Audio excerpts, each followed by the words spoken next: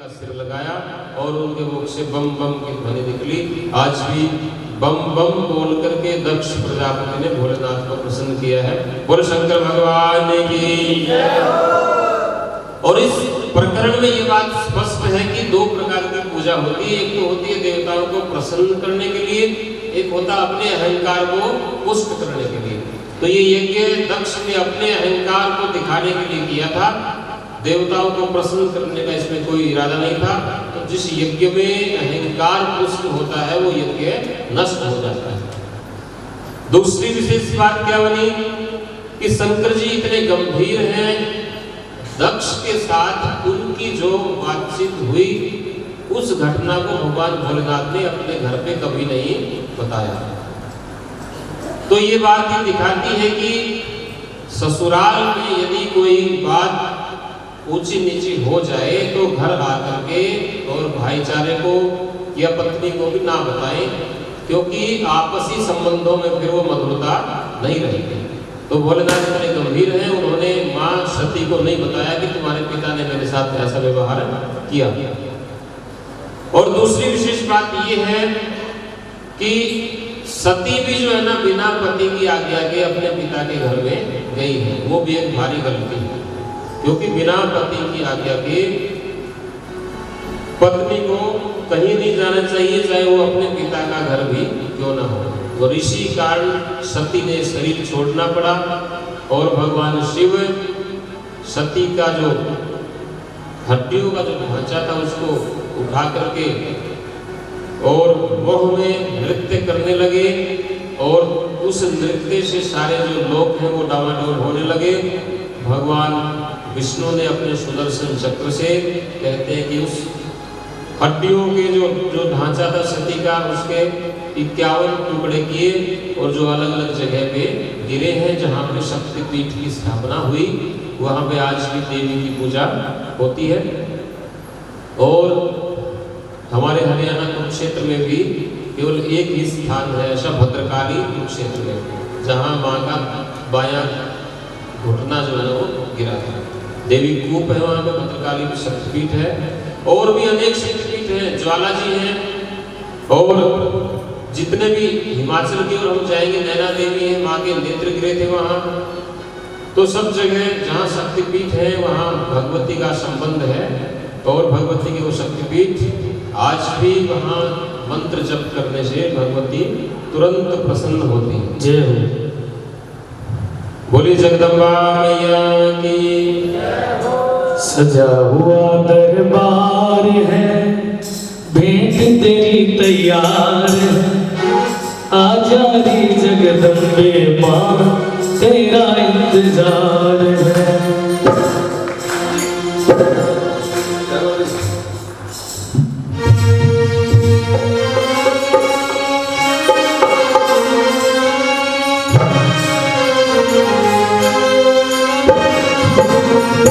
माई तेरा इंतजार है, सजा हुआ दरबार है, भेंट तेरी तैयार है, आजा रे जगदम्बे माई तेरा इंतजार है, आजा रे जगदम्बे माई तेरा इंतजार है।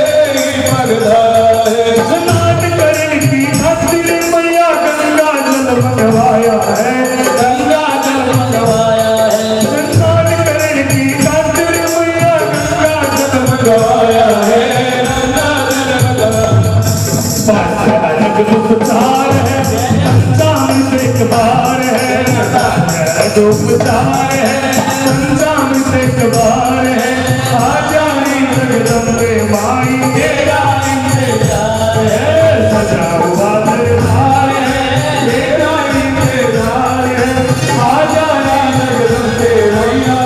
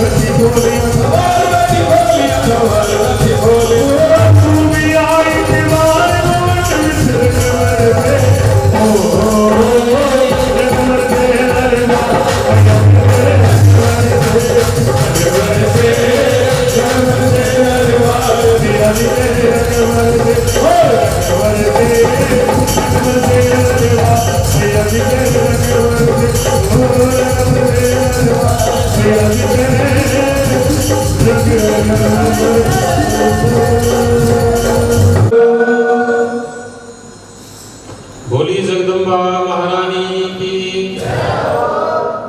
तो माँ मनसा के चरणों में और माँ चंडी के चरणों में व्यासपीठ के माध्यम से ये स्तुति और जो दक्ष ने जो बुरा दक्ष को लगा कि मुझे प्रणाम नहीं किया गया।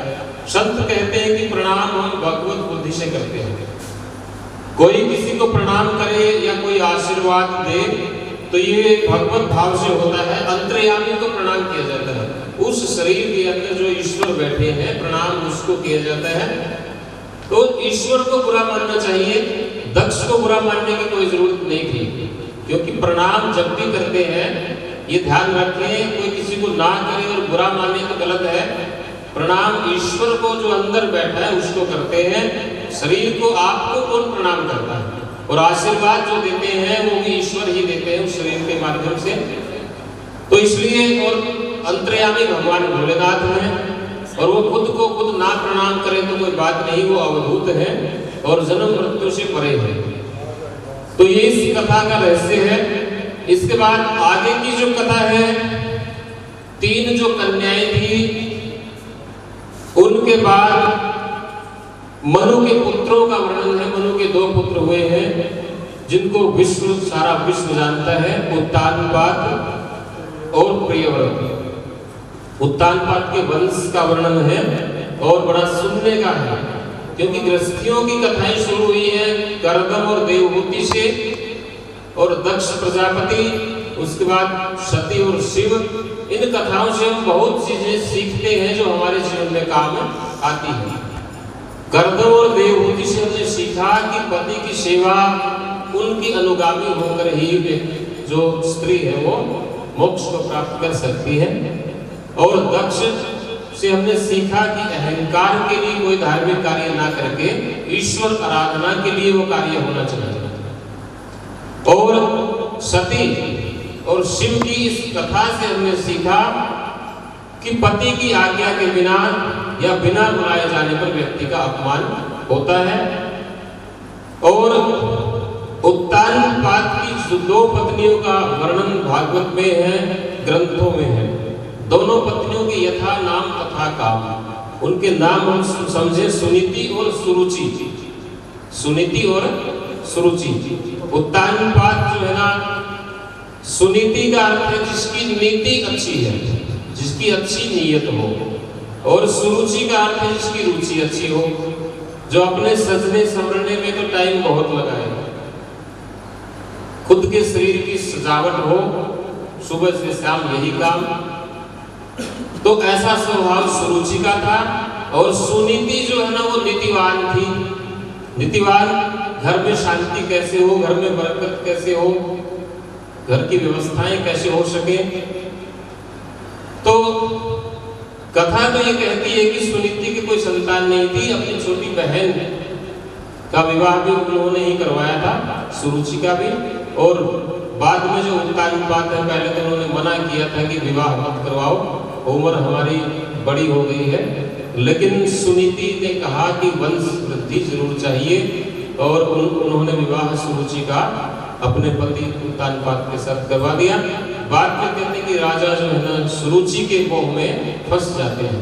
और नारद ने कहा था कि जब सुरुचि के पुत्र होगा तो सुनीति के भी पुत्र हो जाएगा। तो दोनों के एक पुत्र हुए हैं, उत्तम और ध्रुव। सुनीति का नीति से तो जो है ना ध्रुव होता है अटल, और सुरुचि से उत्तम, जैसी माता वैसे ही पुत्र है। और कहते हैं कि घर से बाहर सुनीति को निकाल दिया था कि अब तपस्या करेगी, राजपाट के ऊपर मेरा अधिकार रहेगा, मेरा पुत्र ही राजा बनेगा। तो नगर से बाहर महल था सुनीति का। और ध्रुव जो है ना एक बार पिता के पास गए, और पिता के पास गए तो बच्चे को चाव होता है और दूसरे का बालक आ गया है, दूसरा माना। सुरुचि ने उसको दूसरे का पुत्र माना। देखो माताएं जो है ना वो व्यवहार कई प्रकार के व्यवहार करती हैं घर में, लेकिन उनको ये समझ है अपने और पराये में जहां भेद रहता है ईश्वर रुष्ट हो जाते हैं। ध्यान देने की बात है। बालक अबोध होता है, बालक के मन में कोई कामना, कोई वासना नहीं होती, इसलिए बालक को भगवान का रूप मानते हैं। और शास्त्र तो कहते हैं कि बालक में भगवान श्री कृष्ण का दर्शन करें, क्योंकि वो वासना से परे है। और बालक शुद्ध भी होता है। बालक को थोड़ा सा दे दो, उसको बहुत मानता है बालक। थोड़ी चीज दे दी तो बहुत खुश हो जाता है। यही परमात्मा का स्वरूप है। थोड़ा हम दें और उसको बहुत माने। एक रात्रि का कीर्तन हमने किया भगवान के नाम पे, एक भजन गाया और भगवान बहुत प्रसन्न हो जाते हैं। तो ये लक्षण है भगवान का, थोड़ा देने पर ज्यादा समझना। और जो ज्यादा मिलने पर भी थोड़ा समझे वो जीव है। दोनों का लक्ष्य देखिए, लक्षण समझिए शास्त्र के हिसाब से। जो थोड़ा देने पर बहुत माने, जीवन में भी अपना लेना इस बात को। थोड़ा देने से ही जो बहुत खुश हो जाता है, बहुत मानता है कि बहुत दे दिया, प्रसन्न हो जाता है, वो ईश्वर तत्व उसके अंदर उतनी ही मात्रा में जागृत है। और बहुत देने पर भी जो ये मानता है थोड़ा दिया, ये उधेड़पुर में रहता है थोड़ा दिया, तो वो जीव है। तो जीव और ईश्वर का यही भेद है। तो उस बालक ध्रुव जो है ना गया और जाकर के बालक को बहुत सी माताएं अभी भी कह देती हैं, जो सभ्य होंगी वो तो क्या कहेंगी कि तुम्हें सबसे पहले तो वो होती जो देख के राजी नहीं, वो तो उसको फटकार के भगा देंगे, चलो यहां से। तो हमें ऐसा बालक के साथ विशेष तौर पे ऐसा नहीं करना चाहिए। समझ जिसके अंदर जागृत हो गई है तुम उसको बोल के देखो, फिर पता लगे। मतलब बालक के साथ छल नहीं होना चाहिए। वो दूसरे का बच्चा अपने बच्चे जैसा मानो और उसको कुछ ना कुछ दो जिससे वो खुश हो जाए। तो बच्चों को खुश करना सीखे।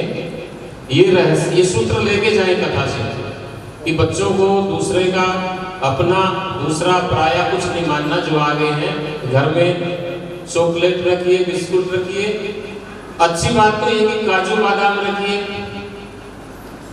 क्योंकि ये चीजें भी खाने की नहीं बताते।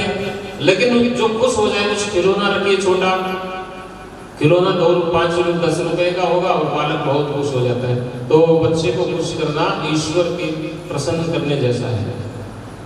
तो पहली जो औरतें होती हैं कुछ इस प्रकार की, वो डांट के भगा देती हैं, ऐसा हमें नहीं करना। और जो समझदार होती हैं वो ये कहती है कि जाओ तो मैं तुम्हारी मम्मी बुला रही हूं। भेजना उनको भी है, लेकिन क्या कहती है, समझदार है ना, चतुराई बच्चे के ऊपर आजमाती है कि तुम्हारी मम्मी बुला रही जाओ। तो ये इस चीज की ध्यान रखें कि बालक के साथ छल कपट नहीं। वो आया है 5-10 मिनट खेले, आधा घंटा खेले, उसको खेलने दो, क्योंकि पृथ्वी ना हमारी है ना किसी की है। और उसको प्रसन्न करो, खाने की कोई चीज है वो दे सकते हैं। तो ऐसा नहीं करना चाहिए। तो ध्रुव के आने पर सुरुचि ने यही काम किया। जब वो पिता की गोद में बैठने लगा तो उसने कहा कि इस गोद में बैठने का तुम्हारा अधिकार नहीं है और तुम तो दासी के पुत्र हो। तो बालक ध्रुव को छोटा बच्चा था, पता नहीं था कि दासी, जब दासी पुत्र कहा तो वो रोने लगा और रोने लगा और रोता हुआ वापस आया। और उसकी माँ जो है ना वो बड़ी दुखी होती है, सुनीति। उसने कहा कि तुम्हें क्यों रो रहे हो, क्या दिक्कत हो गई? और तुम तो राजमहल गए थे, कोई दिक्कत होती हुई है तो तुम अपनी माता को बताते, सुरुचि को। तब वो ये कैसे कहे कि माँ ने ही मुझे ऐसे शब्द कहे हैं। तो ध्रुव ने कुछ नहीं बताया। एक दासी थी जो उसके साथ में आ गई थी। लेकिन सारी जो दासियां थी वो तो सुनीति से प्रेम करती थी, क्योंकि सुनीति की नीति अच्छी थी।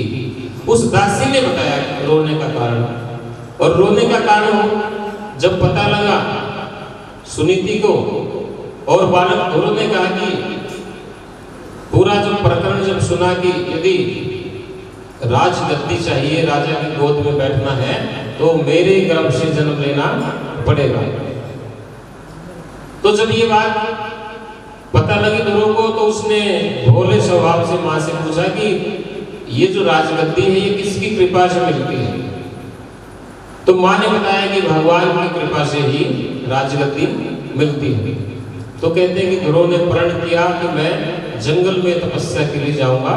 वो 5-6 साल की उम्र है। माँ से आशीर्वाद लिया और माँ ने भी उनको आशीर्वाद दिया। और कहते हैं सुरुचि का जो तर्क था उसको समझिए। वो कहते हैं कि ईश्वर भी तुम्हें ये गद्दी नहीं दे सकता, ये गद्दी चाहिए तो मेरे गर्भ से जन्म लेना पड़ेगा। यानी कि सुरुचि ने ये साबित किया कि मेरे गर्भ से गद्दी मिलती है ईश्वर की कृपा से। तो ये ईश्वर का तिरस्कार है हिसाब से, तो ईश्वर गद्दी नहीं दे सकता, गद्दी चाहिए तो मेरे गर्भ में आना होगा। यानी कि मेरा गर्भ श्रेष्ठ है और ईश्वर जो है उसका तिरस्कार है। तो ये फर्क है, बात कहने का भी ढंग होता है। तो कहते हैं कि जैसे गडरिया अपनी भेड़ों की रक्षा करता है, ईश्वर सब प्राणियों के रक्षक है। तो वो छोटा बच्चा था, 6 साल का, जंगल में गया, देवऋषि नारद मिले उनको, और नारद ने परीक्षा ली, पूछा कि जंगल में क्या करेगा, हिंसक पशु है। उसने कहा कि मैं तो नारायण की उपासना करूंगा। नारद ने परीक्षा ली, भय दिखाया, वापस भेजने के लिए बहुत प्रयास किया, लेकिन बालक ध्रुव नहीं माना। और फिर नारायण मंत्र जो है नारद जी ने दिया है, 12 अक्षर मंत्र है, ओम नमो भगवते वासुदेवाय। उसको अपना शिष्य बनाया और मंत्र दिया कि इस मंत्र को तुम जपो। इस मंत्र के जपने से 6 महीने में सिद्धों के दर्शन हो जाते हैं और ईश्वर कृपा प्राप्त होती है। तो कहते हैं कि ध्रुव ने बहुत ही कठोर तपस्या की। कठोर तपस्या, भोजन फल आदि खाना छोड़ दिया और फिर पत्तों का, फिर जल के ऊपर केवल जल पी के ही तपस्या की। और एक समय ऐसे आया कि श्वास लेना भी ध्रुव ने बंद कर दिया। और जब इतना कठोर तप होता है, ध्रुव का श्वास जैसे बंद हुआ तो पूरी सृष्टि का श्वास रुक गया। पूरी सृष्टि में जितने प्राणी हैं सबका दम घुटने लगा। तब पृथ्वी जो है ना भगवान विष्णु के पास गई और बोली कि मेरे ऊपर ध्रुव का जो बहुत भारी वजन बन गया है, इतना भारी तपस्वी, छोटी उम्र, 6 वर्ष का बच्चा, तो आप उसको दर्शन क्यों नहीं देते।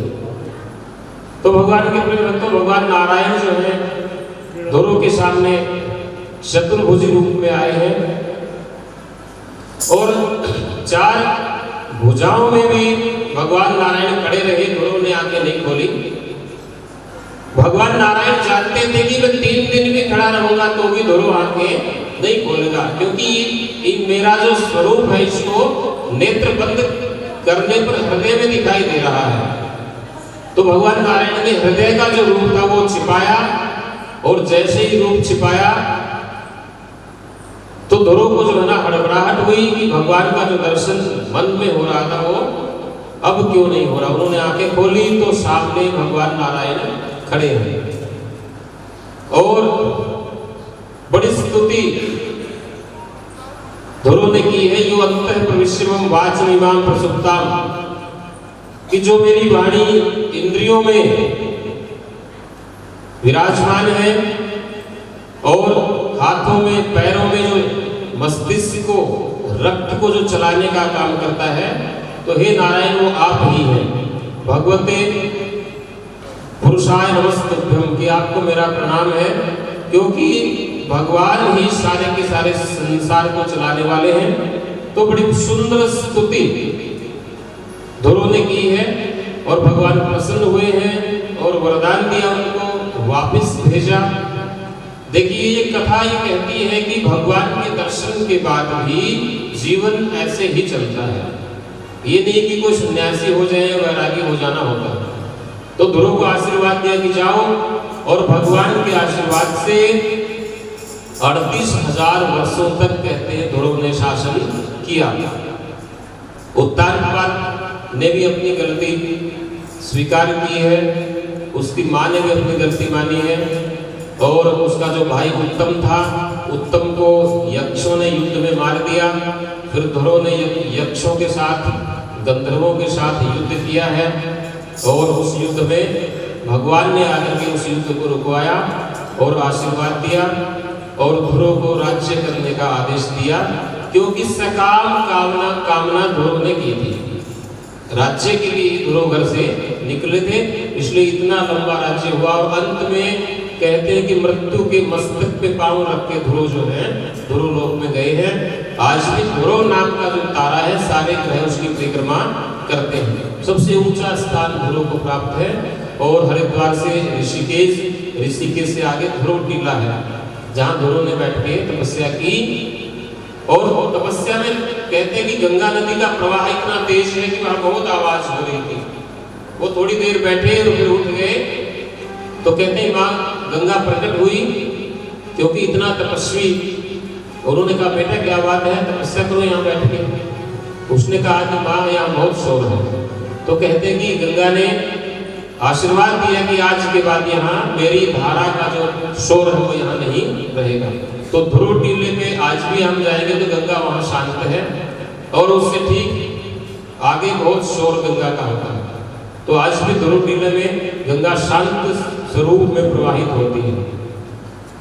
तो तपस्या का ये फल है कि ध्रुव 6 वर्ष की अवस्था में जिसने भगवान के दर्शन किए और 38,000 वर्षों तक राज्य किया, और मृत्यु से भी ऊपर मृत्यु के चक्र से निकल करके वो आज भी ध्रुव लोक में भगवान की देहली के ऊपर ध्रुव का स्थान है।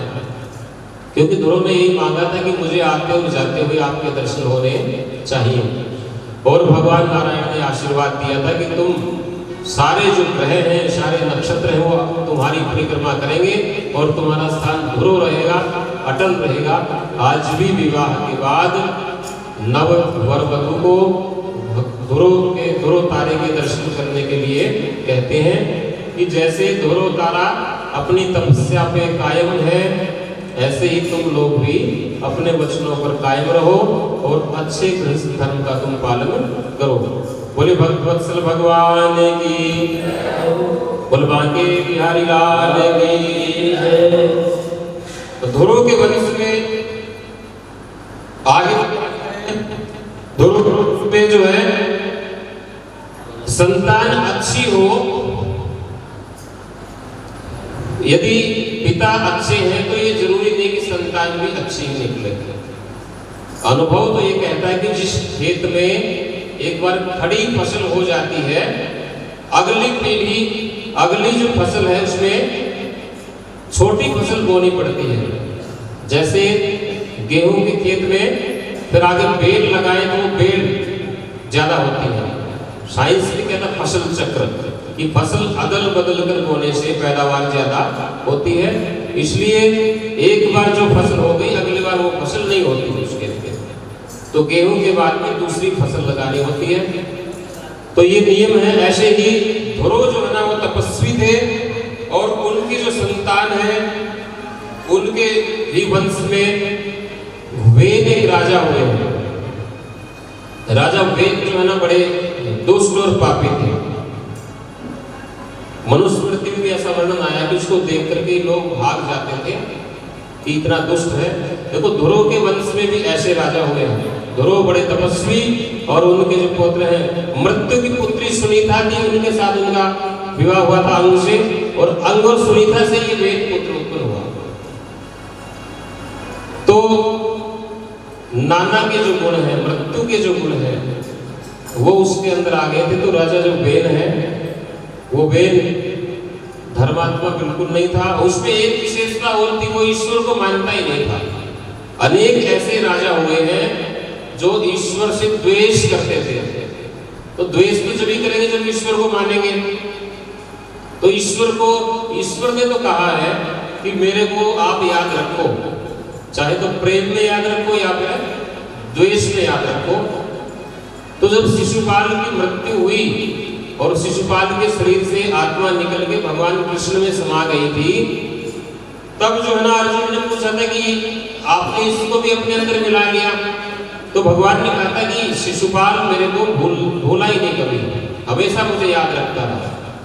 और जो मुझे याद रखता है, चाहे प्रेम से रखे और चाहे द्वेष से रखे, जिसके मन में मैं बैठा हूं उसको उसकी असदगति नहीं हो सकती, उसको हमेशा सदगति प्राप्त होती है। क्योंकि कहते हैं कि ईश्वर को किसी भी भाव से भजो, ईश्वर को भुलाना नहीं है। लेकिन वेन ऐसा दुष्ट था, वो ईश्वर को मानता ही नहीं था। ईश्वर है कौन?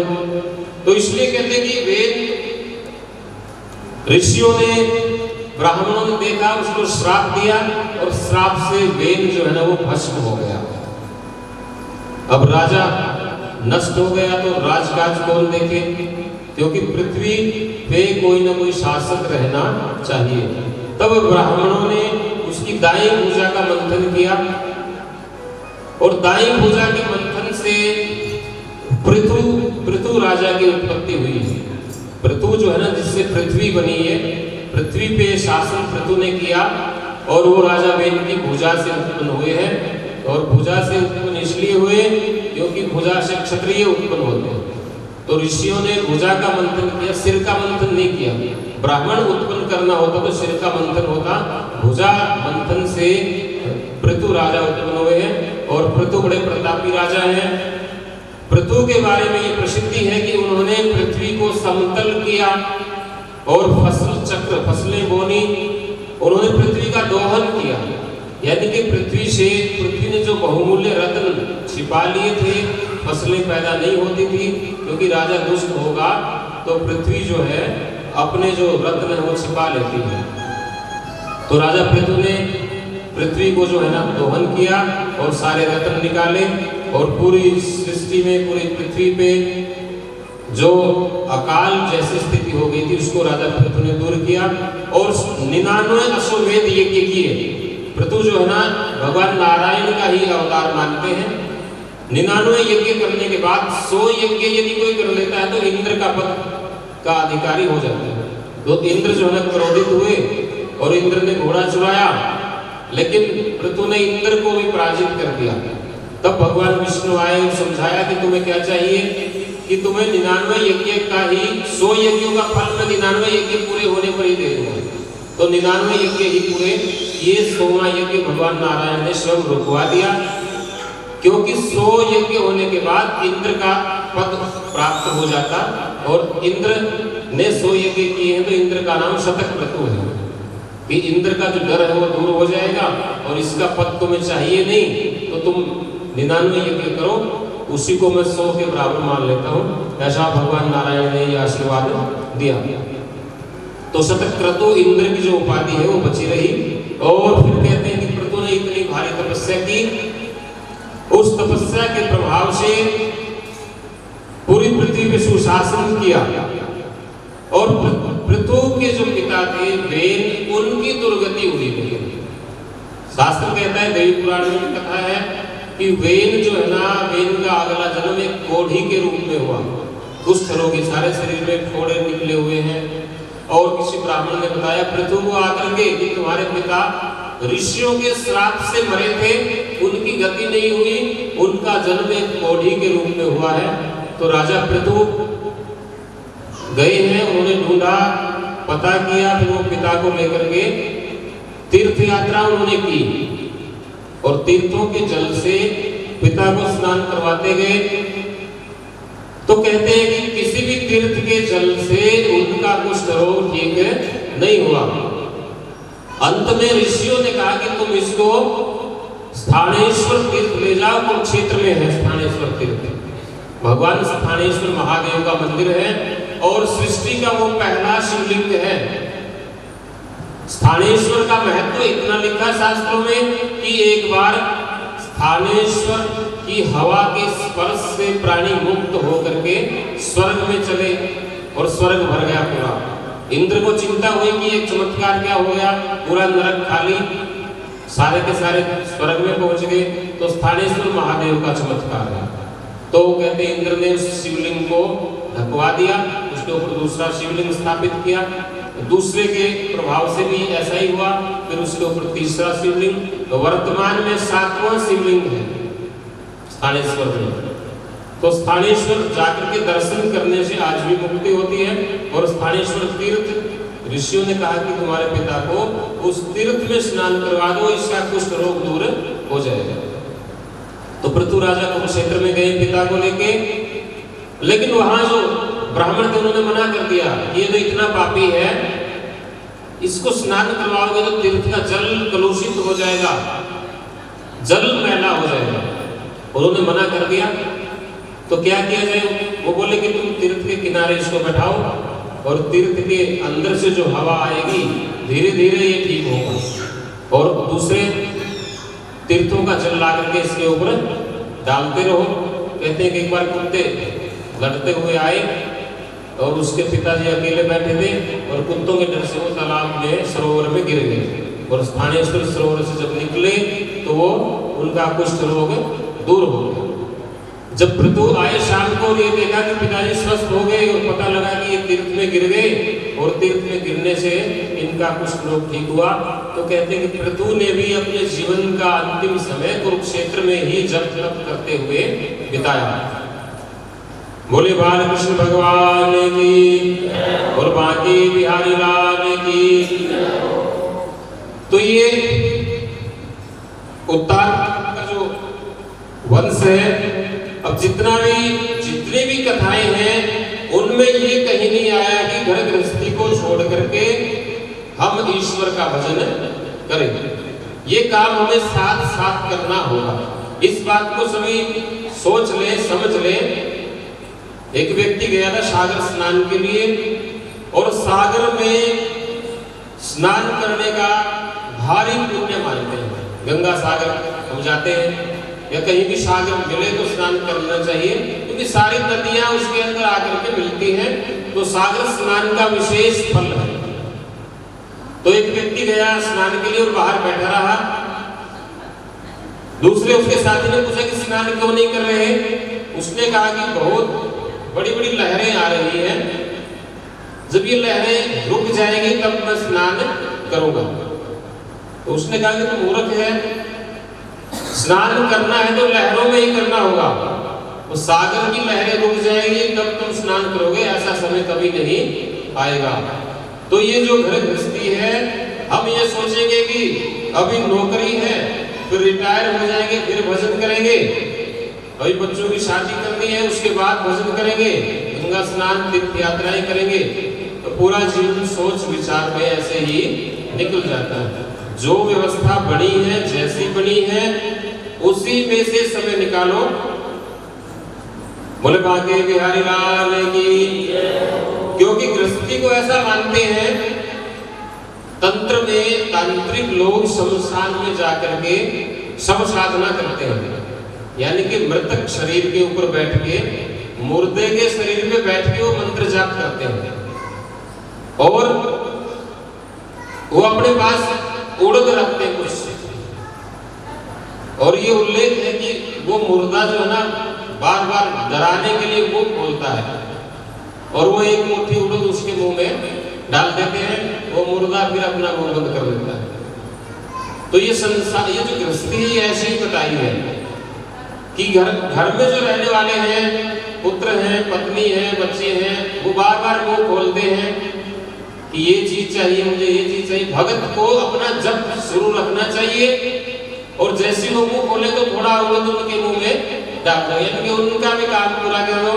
हमें तो अपने काम से मतलब है, भजन करने से मतलब है। भजन छूटे ना, यदि भजन छूट गया तो वो जो मुर्दा है वो भारी हो जाएगा, खड़ा हो जाएगा, उत्पात करेगा, और हमारी मृत्यु भी हो सकती है। तो इसलिए, और हो ही रही है। तो ये जो घर है ये वैसा ही है कि जो इच्छाएं हैं परिवार की वो पूरी करते रहो थोड़ी थोड़ी, ताकि वो अपना मुंह बंद रखे और अपना मंत्र जब भी चलता रहे। ईश्वर की प्राप्ति इन्हीं व्यवस्थाओं में करनी होगी, अलग से शांति की जगह इस संसार में नहीं मिलने वाली। तो जितने भी कथाएं हुई हैं, सब ने गृहस्थी में रहते हुए ही सब ऋषि मुनियों ने ईश्वर को प्राप्त किया है। बोले बालकृष्ण भगवान की। तो अपनी वाणी को हम ईश्वर की स्तुति के द्वारा पवित्र करें। बोले आनंद कंद श्री कृष्ण चंद्र भगवान की। बोले बांके बिहारी लाल की। और मंत्र दिया कि इस मंत्र को तुम जपो। इस मंत्र के जपने से 6 महीने में सिद्धों के दर्शन हो जाते हैं और ईश्वर कृपा प्राप्त होती है। तो कहते हैं कि ध्रुव ने बहुत ही कठोर तपस्या की। कठोर तपस्या भोजन फल आदि खाना छोड़ दिया और फिर पत्तों का, फिर जल के ऊपर केवल जल पी के ही तपस्या की। और एक समय ऐसे आया कि श्वास लेना भी ध्रुव ने बंद कर दिया। और जब इतना कठोर तप होता है, ध्रुव का श्वास जैसे बंद हुआ तो पूरी सृष्टि का श्वास रुक गया। पूरी सृष्टि में जितने प्राणी हैं सबका दम घुटने लगा। तब पृथ्वी जो है ना भगवान विष्णु के पास गई और बोली कि मेरे ऊपर ध्रुव का जो बहुत भारी वजन बन गया है, इतना भारी तपस्वी, छोटी उम्र, 6 वर्ष का बच्चा, तो आप उसको दर्शन क्यों नहीं देते।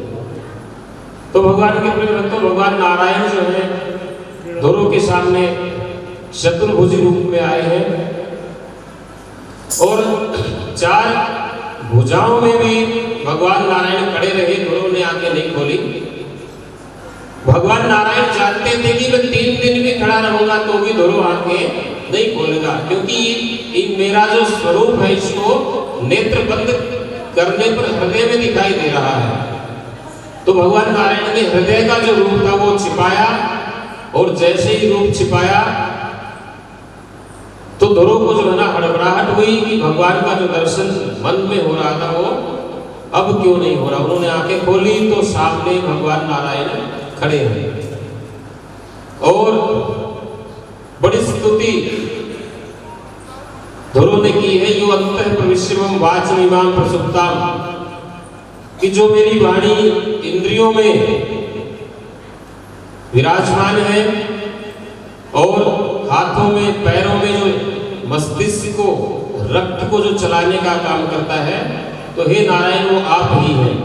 भगवते पुरुषाय नमस्तुभ्यम, कि आपको मेरा प्रणाम है, क्योंकि भगवान ही सारे के सारे संसार को चलाने वाले हैं। तो बड़ी सुंदर स्तुति ध्रुव ने की है और भगवान प्रसन्न हुए हैं और वरदान दिया, उनको वापस भेजा। देखिए ये कथा ये कहती है कि भगवान के दर्शन के बाद भी जीवन ऐसे ही चलता है। ये नहीं कि कोई सन्यासी हो जाए, वैरागी हो जाना होगा। तो ध्रुव को आशीर्वाद दिया कि जाओ, और भगवान के आशीर्वाद से 38,000 वर्षों तक कहते हैं ध्रुव ने शासन किया। उत्तानपाद ने भी अपनी गलती स्वीकार की है, उसकी माँ ने भी अपनी गलती मानी है, और उसका जो भाई उत्तम था, उत्तम को यक्षों ने युद्ध में मार दिया। फिर ध्रुव ने यक्षों के साथ, गंधर्वों के साथ युद्ध किया है और उस युद्ध में भगवान ने आकर के उस युद्ध को रुकवाया और आशीर्वाद दिया और ध्रुव को राज्य करने का आदेश दिया, क्योंकि सकाम कामना ध्रुव ने की थी। राज्य के लिए ध्रुव घर से निकले थे, इसलिए इतना लंबा राज्य हुआ। और अंत में कहते हैं कि मृत्यु के मस्तक पे पांव रख के ध्रुव जो है ध्रुव लोक में गए हैं। आज भी ध्रुव नाम का जो तारा है, सारे ग्रह उसकी परिक्रमा करते हैं। सबसे ऊंचा स्थान ध्रुव को प्राप्त है और हरिद्वार से ऋषिकेश से आगे ध्रुव टीला है, जहाँ ध्रुव ने बैठ के तपस्या की। और तपस्या में कहते हैं कि गंगा नदी का प्रवाह इतना तेज है कि वहां बहुत आवाज हो रही थी। वो थोड़ी देर बैठे और फिर उठ गए, तो कहते हैं माँ गंगा प्रकट हुई, क्योंकि इतना तपस्वी। उन्होंने कहा बेटा क्या बात है, तपस्या करो यहाँ बैठ के। उसने कहा कि माँ यहाँ बहुत शोर है। तो कहते हैं कि गंगा ने आशीर्वाद दिया कि आज के बाद यहाँ मेरी धारा का जो शोर है वो यहाँ नहीं रहेगा। तो ध्रुव टीले पे आज भी हम जाएंगे तो गंगा वहाँ शांत है, और उससे ठीक आगे बहुत शोर गंगा का होता है। तो आज भी ध्रुव टीले में गंगा शांत स्वरूप में प्रवाहित होती है। तो तपस्या का ये फल है कि ध्रुव 6 वर्ष की अवस्था में जिसने भगवान के दर्शन किए और 38,000 वर्षों तक राज्य किया, और मृत्यु से भी ऊपर, मृत्यु के चक्र से निकल करके वो आज भी ध्रुव लोक में भगवान की देहली के ऊपर ध्रुव का स्थान है। क्योंकि ध्रुव ने यही मांगा था कि मुझे आते हुए जाते हुए आपके दर्शन होने चाहिए, और भगवान नारायण ने आशीर्वाद दिया था कि तुम सारे जो ग्रह हैं, सारे नक्षत्र हैं, वो तुम्हारी परिक्रमा करेंगे और तुम्हारा स्थान ध्रुव रहेगा, अटल रहेगा। आज भी विवाह के बाद नव वर वधू को ध्रुव तारे के दर्शन करने के लिए कहते हैं, कि जैसे ध्रुव तारा अपनी तपस्या पे कायम है, ऐसे ही तुम लोग भी अपने वचनों पर कायम रहो और अच्छे गृहस्थ धर्म का तुम पालन करो। बोले भक्तवत्सल भगवान की, बोल बांके बिहारी लाल की। तो ध्रुव के वंश में आगे ध्रुव में जो है संतान अच्छी हो, यदि पिता अच्छे हैं तो ये जरूरी नहीं कि संतान भी अच्छी ही निकलेगी। अनुभव तो ये कहता है कि जिस खेत में एक बार खड़ी फसल हो जाती है, अगली पीढ़ी अगली जो फसल है उसमें छोटी फसल बोनी पड़ती है। जैसे गेहूं के खेत में फिर आगे बेल लगाए तो वो बेल ज्यादा होती है।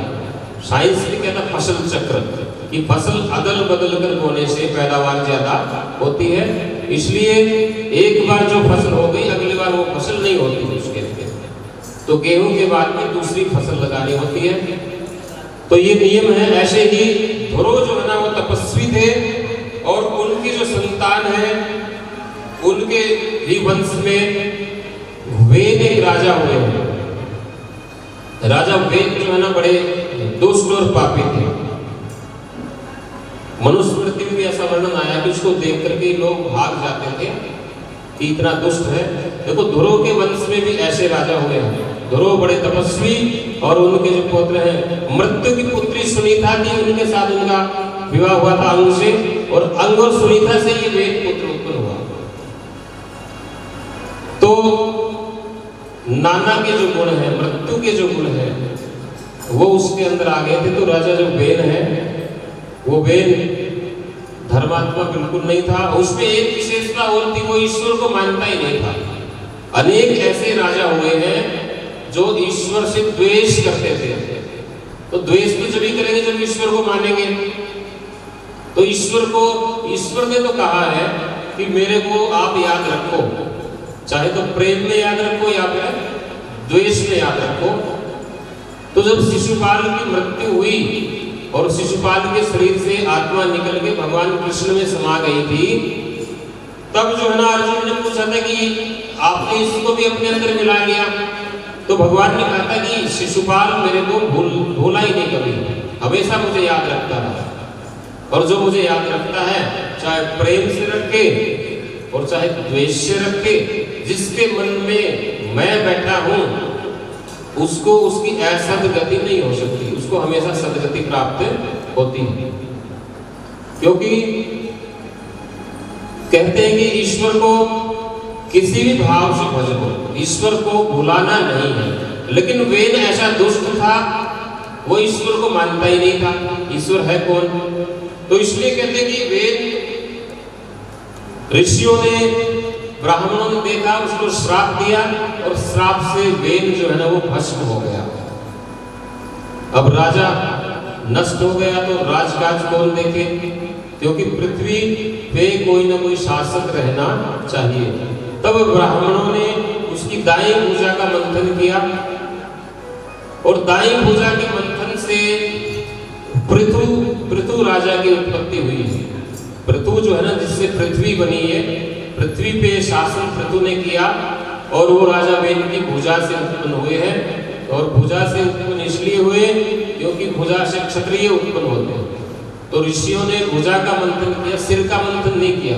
ब्राह्मण उत्पन्न करना होता तो सिर का मंथन होता, भुजा मंथन से पृथु राजा उत्पन्न हुए हैं। और पृथु बड़े प्रतापी राजा हैं। पृथु के बारे में ये प्रसिद्धि है कि उन्होंने पृथ्वी को समतल किया और फसल चक्र, फसलें बोनी। उन्होंने पृथ्वी का दोहन किया, यानी कि पृथ्वी ने जो बहुमूल्य रत्न छिपा लिए थे, फसलें पैदा नहीं होती थी। क्योंकि राजा दुष्ट होगा तो पृथ्वी जो है अपने जो रत्न है वो छिपा लेती है। तो राजा पृथु ने पृथ्वी को जो है ना दोहन किया और सारे रत्न निकाले और पूरी सृष्टि में, पूरी पृथ्वी पे जो अकाल जैसी स्थिति हो गई थी उसको राजा पृथु ने दूर किया। और 99 अश्वमेध यज्ञ किए। पृथु जो है ना भगवान नारायण का ही अवतार मानते हैं। 99 यज्ञ करने के बाद 100 यज्ञ यदि कोई कर लेता है तो इंद्र का पद का अधिकारी हो जाता है। तो इंद्र जो है क्रोधित हुए और इंद्र ने घोड़ा चुराया, लेकिन पृथु ने इंद्र को भी पराजित कर दिया। तब भगवान विष्णु आए और समझाया कि तुम्हें क्या चाहिए, कि तुम्हें 99 यज्ञ का ही 100 यज्ञों का फल में 99 यज्ञ पूरे होने पर ही दे दूंगा। तो 99 यज्ञ ही पूरे, ये 100वां यज्ञ भगवान नारायण ने स्वयं रुकवा दिया, क्योंकि 100 यज्ञ होने के बाद इंद्र का पद प्राप्त हो जाता। और इंद्र ने 100 यज्ञ किए हैं तो इंद्र का नाम शतक क्रतु है, कि इंद्र का जो डर है वो दूर हो जाएगा और इसका पद तुम्हें चाहिए नहीं, तो तुम 99 यज्ञ करो, उसी को मैं 100 के बराबर मान लेता हूँ। ऐसा भगवान नारायण ने यह आशीर्वाद दिया। तो शतक क्रतु इंद्र की जो उपाधि है वो बची रही। और फिर कहते हैं कि पृथु ने इतनी भारी तपस्या की, उस तपस्या के प्रभाव से पूरी पृथ्वी पे सुशासन किया। और पृथु के जो पिता थे वेन, उनकी दुर्गति हुई। शास्त्र कहता है, देवी पुराण में कथा है कि वेन जो है ना, वेन का अगला जन्म एक कोढ़ी के रूप में हुआ। कुष्ठ रोगी, सारे शरीर में फोड़े निकले हुए हैं। और किसी ब्राह्मण ने बताया पृथु को आकर के कि तुम्हारे पिता ऋषियों के श्राप से मरे थे, उनकी गति नहीं हुई, उनका जन्म एक कोढ़ी के रूप में हुआ है। तो राजा पृथु गए हैं, उन्होंने ढूंढा, पता किया, फिर वो पिता को लेकर के तीर्थ यात्रा उन्होंने की और तीर्थों के जल से पिता को स्नान करवाते गए। तो कहते हैं कि किसी भी तीर्थ के जल से उनका कुष्ठ रोग ठीक नहीं हुआ। अंत में ऋषियों ने कहा कि तुम इसको स्थानेश्वर तीर्थ ले जाओ, कुरुक्षेत्र में है स्थानेश्वर तीर्थ। भगवान स्थानेश्वर महादेव का मंदिर है और सृष्टि का वो पहला शिवलिंग है। स्थानेश्वर का महत्व इतना लिखा शास्त्रों में कि एक बार स्थानेश्वर की हवा के स्पर्श से प्राणी मुक्त होकर के स्वर्ग में चले और स्वर्ग भर गया पूरा। इंद्र को चिंता हुई कि एक चमत्कार क्या हो गया, पूरा नरक खाली, सारे के सारे स्वर्ग में पहुंच गए। तो स्थानेश्वर महादेव का चमत्कार है। तो कहते इंद्र ने उस शिवलिंग को ढकवा दिया, उसके ऊपर दूसरा शिवलिंग स्थापित किया। दूसरे के प्रभाव से भी ऐसा ही हुआ, फिर उसके ऊपर तीसरा शिवलिंग। तो वर्तमान में 7वां शिवलिंग है स्थानेश्वर में। तो स्थानेश्वर जाकर के दर्शन करने से आज भी मुक्ति होती है। और स्थानेश्वर तीर्थ, ऋषियों ने कहा कि तुम्हारे पिता को उस तीर्थ में स्नान करवा दो, इसका कुष्ठ रोग दूर हो जाएगा। तो पृथु राजा कुरुक्षेत्र में गए पिता को लेके, लेकिन वहां जो ब्राह्मण थे उन्होंने मना कर दिया, ये तो इतना पापी है, इसको स्नान करवाओगे तो तीर्थ का जल कलुषित हो जाएगा, जल मैला हो जाएगा। उन्होंने मना कर दिया। तो क्या किया जाए, वो बोले कि तुम तीर्थ के किनारे इसको बैठाओ और तीर्थ के अंदर से जो हवा आएगी धीरे धीरे ये ठीक होगा, और दूसरे तीर्थों का जल ला करके इसके ऊपर डालते रहो। कहते हैं कि एक बार कुत्ते लड़ते हुए आए और उसके पिताजी अकेले बैठे थे और कुत्तों के डर से वो तालाब में, सरोवर में गिर गए। और स्थानेश्वर सरोवर से जब निकले तो वो उनका कुष्ठ रोग दूर हो गया।